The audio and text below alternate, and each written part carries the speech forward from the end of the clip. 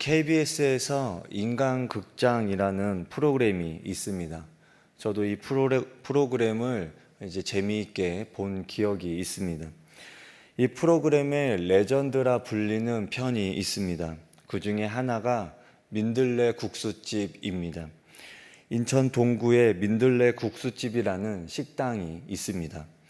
이곳은 22년 전에 서영남 대표가 차린 식당입니다.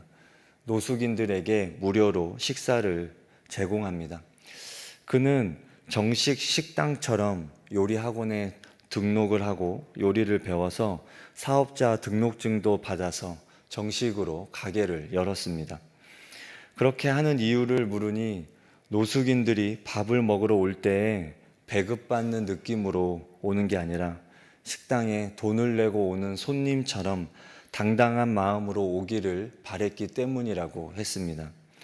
그리고 그의 신조가 있는데 그것은 배고픈 사람에게 필요한 것은 밥 한 그릇보다 사람 대접을 하는 것이라고 했습니다. 그래서 그는 밥을 먹으러 오는 노숙인들을 부를 때 VIP 손님이라고 부릅니다. 비록 그가 돈을 내지 않고 밥을 먹지만 그들이 부끄러움이나 불편함을 느끼지 않도록 식당 주인처럼 손님을 대하고 있는 모습이 참으로 인상적이었습니다. 눈칫밥을 먹는다는 표현이 있습니다. 그것은 다른 사람의 기색을 살피면서 길을 펴지 못하고 불편하게 생활한다는 뜻입니다. 민들레 국수집 대표는 노숙인들이 돈을 내지 못하고 밥을 먹지만 그들에게 눈칫밥이 아니라 사랑을 대접하고 싶은 마음이었던 것입니다. 오늘 우리가 함께 나눌 이사야 55장의 말씀이 바로 이와 같습니다. 영혼의 깊은 갈증과 죄의 허기짐 속에서 우리는 하나님께서 그저 동정의 대상으로 보시는 것이 아닙니다. 가장 귀한 VIP 손님으로 생명의 잔치로 초대하시는 그런 존귀한 초대장입니다. 이 시간 우리를 부르시는 하나님의 그 초대에 반응하며 은혜 받는 시간이 되시기를 소망합니다. 우리 함께 1절 말씀 함께 읽어보겠습니다. 1절입니다. 시작. 오라 너희 모든 목마른 자들아 물로 나아오라 돈 없는 자도 오라 너희는 와서 사 먹되 돈 없이 값 없이 와서 포도주와 젖을 사라. 아멘. 처음에 오호라 이러며 감탄사로 시작합니다. 이것은 그냥 지나가는 사람을 부르는 소리가 아닙니다. 우리를 주목하여 보시며 안타까운 마음으로 애타게 부르시는 하나님의 마음이 담겨 있습니다. 하나님께서는 먼저 모든 목마른 자들을 부르십니다. 영적인 갈증을 느끼는 사람이라면 그 누구도 예외가 아닙니다. 그리고 우리가 물건을 사기 위해서는 돈을 지불해야 합니다. 값을 지불해야 합니다. 돈이 없는데 어떻게 살 수 있습니까? 값을 치를 수 없는데 어떻게 살 수 있겠습니까? 대가를 지불하는 것이 세상의 이치입니다. 그런데 하나님은 지금 돈 없이 값 없이 와서 그냥 사라고 하십니다. 그렇다면 하나님은 그냥 와서 먹으라고 하시지 왜 사라고 하십니까? 이것은 하나님께서 주시는 것이 그냥 아무렇게나 주는 찌꺼기가 아니라 엄청난 가치를 지닌 귀한 것이기 때문입니다. 파는 물건은 가치가 있는 것을 팔 수가 있습니다. 흠이 있고 하자가 있는 것은 팔 수가 없습니다. 하나님 우리에게 지금 좋은 것을 주고자 하십니다. 그렇다면 돈이 없는 우리가 어떻게 이것을 살 수 있습니까? 그것은 바로 주인이신 하나님께서 이미 그 값을 지불하셨기 때문입니다. 이스라엘 백성은 왜 목이 마릅니까? 예레미야 2장 말씀에 보면 생수의 근원되는 나를 버린 것과 스스로 웅덩이를 팠다라고 말씀합니다. 바로 죄 때문입니다. 하나님은 지금 죄인을 대접하는데 남는 것을 아무 것이나 주워 먹어라 또는 구정물이라도 엎드려 마셔라 이렇게 말씀하지 않고 있습니다. 가장 좋은 포도주와 젖을 내어주면서 마치 그것을 살 권리가 있는 존귀한 손님처럼 우리를 초대하십니다. 이것이 바로 자신을 내어주시는 하나님의 사랑입니다. 지금 하나님은 죄인인 우리들을 귀한 대접으로 초청하시는 것입니다.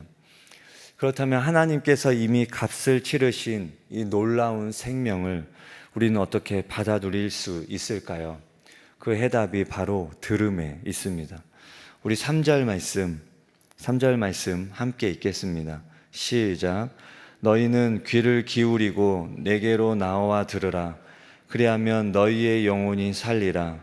내가 너희를 위하여 영원한 언약을 맺으리니 곧 다윗에게 허락한 확실한 은혜이니라. 아멘. 지금 너희는 귀를 기울이고 내게로 나와 들으라 말씀합니다. 하나님은 지금 들으라고 명령하십니다. 지금까지 이스라엘 백성은 영적인 귀가 막혀 하나님의 음성을 듣지 못하고 방황하였습니다. 그러나 이제 하나님의 말씀에 귀를 기울이고 순종하는 자들은 영원히 사는 길, 풍성한 생명과 회복을 경험하는 길로 나아갈 수 있다고 말씀하고 있습니다. 이 말씀을 듣고 순종하는 자에게 주어지는 축복은 여기서 그치지 않습니다. 3절 하반절 말씀에 보면 내가 너희를 위하여 영원한 언약을 맺으리니 곧 다윗에게 허락한 확실한 은혜이니라 말씀합니다.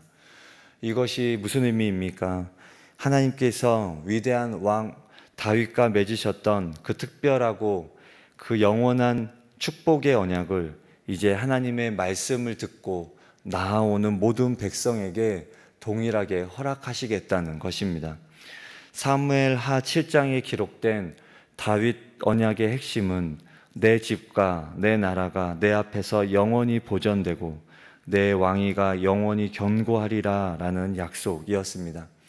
왕에게만 주어졌던 이 영원한 복과 특권이 이제는 신분과 능력과 상관없이 오직 하나님의 초대에 응답하여 말씀을 듣는 모든 이들에게 지금 허락된다는 선언입니다. 이렇듯 우리가 하나님의 말씀을 듣고 순종하는 것은 놀라운 축복이며 은혜입니다. 우리는 말씀을 들음으로 값없이 돈 없이 포도주와 젖을 살 수 있습니다. 또한 다윗 언약이 우리의 언약이 될 수가 있습니다. 하나님의 말씀은 단순한 정보가 아니라 우리를 살리고 변화시키는 생명의 말씀입니다. 하나님의 초청은 지금 이 시간에도 유효하며 그 초청은 목마른 자를 향한 것입니다. 영적으로 갈급한 자, 삶에 지친 자, 죄로 무너진 자, 실패로 낙심한 자 모두에게 주님은 오늘도 오라고 하십니다. 그러므로 우리는 하나님의 말씀 앞에 귀를 기울여야 합니다. 하나님의 은혜는 이미 예비되어 있습니다. 주님은 오늘도 우리를 초청하시며 우리를 그 귀한 생명으로 먹이고 채우시려 합니다. 다윗에게 주신 확실한 은혜처럼 우리 각자에게도 신실한 언약으로 다가오시는 주님을 신뢰해야 합니다. 그리고 그 은혜의 말씀에 마음에 새기고 그 말씀을 따라 살아가는 저와 여러분 되시기 바랍니다. 그렇다면 하나님의 말씀을 듣는다는 것은 구체적으로 어떻게 행동하는 것일까요? 그것은 돌아가는 것입니다. 7절 말씀을 함께 읽겠습니다. 시작. 악인은 그의 길을, 불의한 자는 그의 생각을 버리고 여호와께로 돌아오라. 그리하면 그가 긍휼히 여기시리라. 우리 하나님께로 돌아오라. 그가 너그럽게 용서하시리라. 아멘. 말씀을 듣는 것은 결국 죄악된 생각을 버리고 하나님께로 방향을 전환하는 회개입니다. 우리가 돌아가기만 한다면 하나님께서는 우리의 과거를 묻지 않으시고 너그럽게 용서하여 주신다고 말씀하고 있습니다. 회개하면 하나님께서 용서하신다는 것은 기독교 신앙의 핵심이지만 머리로는 알아도 마음으로 온전히 받아들이기 어려운 경우가 있습니다. 그것은 우리의 경험과 상식에 어긋나기 때문입니다. 우리는 죄에는 대가가 따른다는 세상의 원리 속에서 살아갑니다. 잘못을 하면 벌을 받거나 그에 상응하는 보상을 해야 하는 것이 당연하다고 배웁니다. 이러한 인간적인 기준과 경험을 하나님께 그대로 적용하기 때문에 하나님의 용서를 받아들이기 어려운 것입니다. 내가 지은 죄가 이렇게 큰데 이렇게 쉽게 용서받을 수 있는 것인가? 뭔가 대가를 치러야 하는 것이 아닌가 하는 생각이 무의식적으로 드는 것입니다. 우리의 이런 연약한 생각을 아시고 하나님께서 우리에게 말씀하십니다. 우리 8절과 9절 말씀 보면 제가 읽겠습니다. 이는 내 생각이 너희의 생각과 다르며 내 길은 너희의 길과 다름이니라. 이는 하늘이 땅보다 높음같이 내 길은 너희의 길보다 높으며 내 생각은 너희의 생각보다 높음이니라 말씀합니다. 하나님의 길과 생각은 너무나 높아서 사람의 입장에서는 보이지 않고 그 뜻을 헤아릴 수조차 없습니다. 우리의 좁은 생각으로 하나님의 무한하신 사랑과 용서를 제한할 수 없다는 것입니다. 더 나아가 하나님께서는 하나님의 말씀이 얼마나 확실한지를 비와 눈의 비유로 말씀하십니다.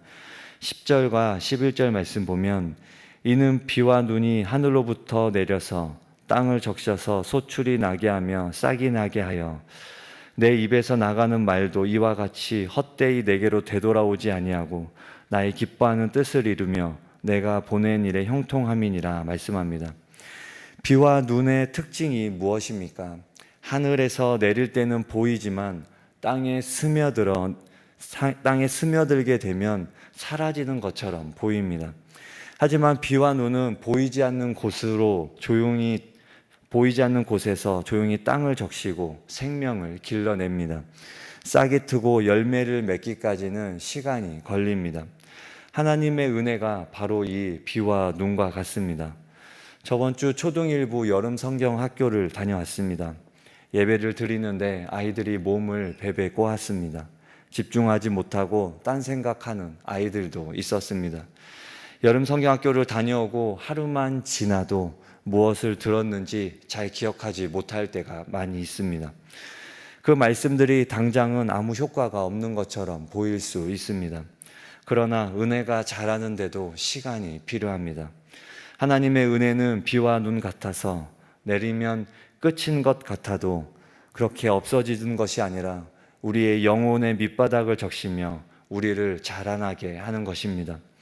하나님의 일하심은 더디고 보이지 않는 것 같아도 반드시 우리의 인생을 관통하며 흘러서 놀라운 열매를 맺게 될 것을 믿으시기 바랍니다. 인도의 전래동화 중에 금이 간 항아리라는 이야기가 있습니다. 어떤 남자가 항아리 2개를 짝대기에 연결해서 매일 물을 길러 날랐습니다. 그는 2년 동안 매일 같은 길을 오갔습니다. 그런데 한 항아리는 낡고 오래되어서 작은 금이 가 있었습니다. 그래서 물을 채우면 오는 길에 반절은 바닥에 흘려버리곤 했습니다. 오래된 항아리는 주인에게 미안하고 부끄러운 마음이 들었습니다. 그에 비해 새 항아리는 자신의 역할을 다 해낸다는 자부심과 뿌듯함을 과시하곤 했습니다. 마음이 불편했던 금이 간 항아리는 어느 날 주인에게 용기를 내어서 자신 용서를 빌기로 했습니다. 주인님, 죄송합니다. 저 때문에 매번 물을 열심히 길어도 물이 절반밖에는 남지가 않습니다. 저 같은 것은 버려버리시고 새 것으로 사셔서 사용하십시오. 항아리의 주인은 그 말을 듣고 말했습니다. 오늘 물을 깃고 돌아오는 길에 바닥을 잘 살펴보렴. 항아리는 물을 깃고 돌아오는 길에 바닥을 바라보았습니다. 길의 한쪽 면에는 아름다운 꽃이 풍성하게 피어 있었습니다. 주인이 말했습니다. 너가 있는 쪽 바닥에만 꽃이 피었단다. 나는 내가 이미 금이 간 것을 알고 있었어. 그래서 이쪽에 꽃을 심었고 매일 너를 통해 꽃에 물을 준 것이란다. 우리 집의 아름다운 꽃은 너의 금이 있어서 가능한 것이었단다. 이렇게 말했습니다.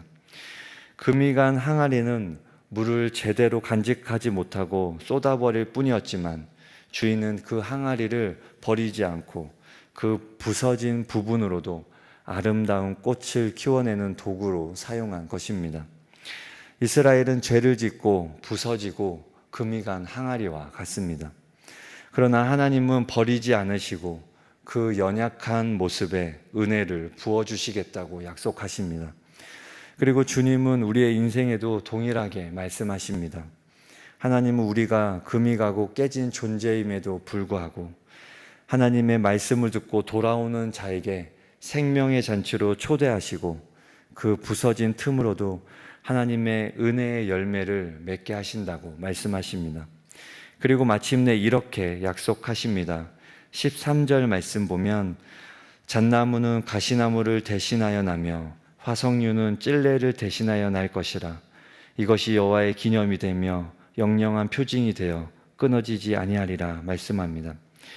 금이 간 항아리가 쓸모없어 보이지만 주인의 손에서 아름다운 꽃길을 만들어 냈습니다. 마찬가지로 죄로 깨지고 상처투성이인 우리 인생이라 할지라도 하나님의 손에 붙들릴 때 절망의 가시나무가 변하여 생명의 잣나무가 되는 놀라운 변화가 일어날 것입니다. 우리의 깨어짐과 연약함조차도 하나님의 아름다운 뜻을 이루는 도구가 될 수 있습니다. 이 소망을 붙들고 존귀한 손님으로 우리를 부르시는 그 하나님의 초대에 믿음으로 나아가는 저와 여러분 되시기 바랍니다. 우리 함께 주기도문 하겠습니다. 하늘에 계신 우리 아버지, 아버지의 이름을 거룩하게 하시며 아버지의 나라가 오게 하시며 아버지의 뜻이 하늘에서와 같이 땅에서도 이루어지게 하소서. 오늘 우리에게 일용할 양식을 주시고 우리가 우리에게 잘못한 사람을